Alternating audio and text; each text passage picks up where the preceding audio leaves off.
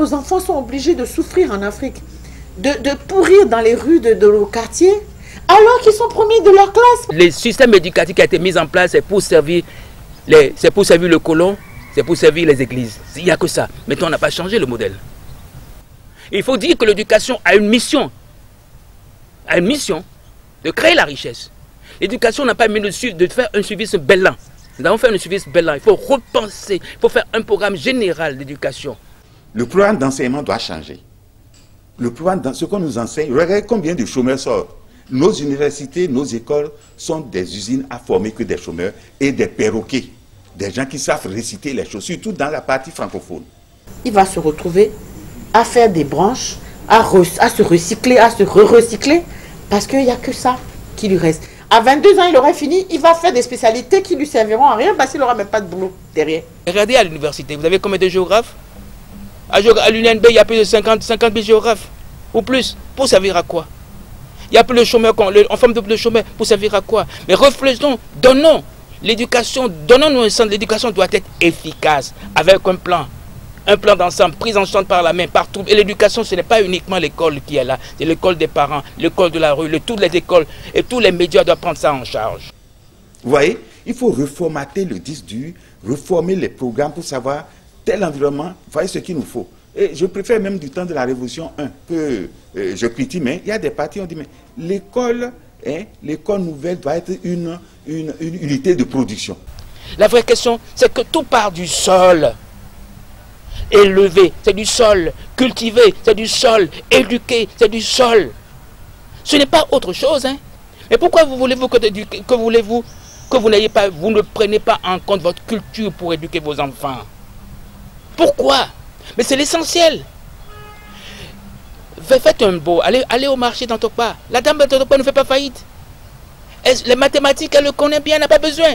Quand l'internet, quand le téléphone portable est arrivé, elle a pris ça immédiatement. Elle sait ce que c'est. Donc, si vous voyez les artisans, ils gagnent de l'argent plus que le fonctionnaire. Qu'est-ce qui se passe? Le maçon, il a déjà fini sa maison avant que vous. Tous les gens, ils ont fait. Les grandes maisons à Cotonou, c'est eux qui l'ont construit. La question fondamentale, est-ce que l'éducation est efficace et efficiente? Question fondamentale. Et même si aujourd'hui l'Afrique est pauvre, je sais qu'on peut relever ce défi et la rendre aussi belle que les autres États développés. Parce que c'est juste parce qu'ils sont plus développés que nous qu'on a l'impression qu'ils ont quelque chose de plus. Et ce complexe qu'on a tout le temps en pensant que c'est ailleurs que ça se passe, on va ramener le débat au centre de l'humanité, au centre de nos réalités, au centre de nos problèmes. Et je pense qu'en prenant le problème à bras le corps, en se disant qu'à partir de maintenant, nous sommes capables de créer des écoles, de créer l'éducation de nos filles, de créer l'éducation de l'humanité, de l'homme africain, de nos enfants, en un mot. Mais je veux savoir qui je suis. Si je ne sais pas que je veux parler là-haut, je ne veux pas savoir. Les Nigérians ont imposé le Yoruba à parler à l'école, parler dans les institutions. Reprenons nos langues en charge. Cultivons dans nos langues. Les algorithmes sont là. Imaginez qu'il y a un système téléphonique maintenant où j'ai pas besoin. Tout n'importe quelle langue tu parles, avec ta voix devient ton compte bancaire. Donc commençons par notre culture. Faisons notre audit culturel. Qu'est-ce que nous avons? Parce que notre audit culturel peut nous donner de l'argent. Nous sommes des colonisés, des colonisateurs. Le Bénin est colonisé ou la civilisation du Vaudou, du Yoruba, du Bénin se vit au quotidien des 4 coins du monde. Qu'est-ce que nous avons gagné? Rien. Rien.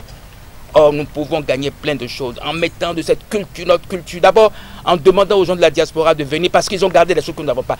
Insistons sur notre culture, l'audit culturel. Quand on aura mis ça, nous allons digitaliser la culture, les éléments de la culture, donner à chaque enfant. À partir de l'éducation maternelle. L'enfant, il sait ce qu'il est. On donne ses instruments, on donne tout. Il sait ce qu'il est d'abord. Il peut se projeter. Comme acteur de développement, il peut se projeter, il peut se lancer dans sa culture. Et quand on aura fait cela, on va connaître les vrais besoins. Cette prise de conscience qui est là, elle est naissante, elle est palpable. Je crois que tout le monde a soif de retrouver ses origines. Et dire qu'on est africain aujourd'hui doit être une fierté pour nous. Et c'est en train de devenir cette fierté-là, qu'on est de trop chez les autres et qu'il faut qu'on reste chez nous.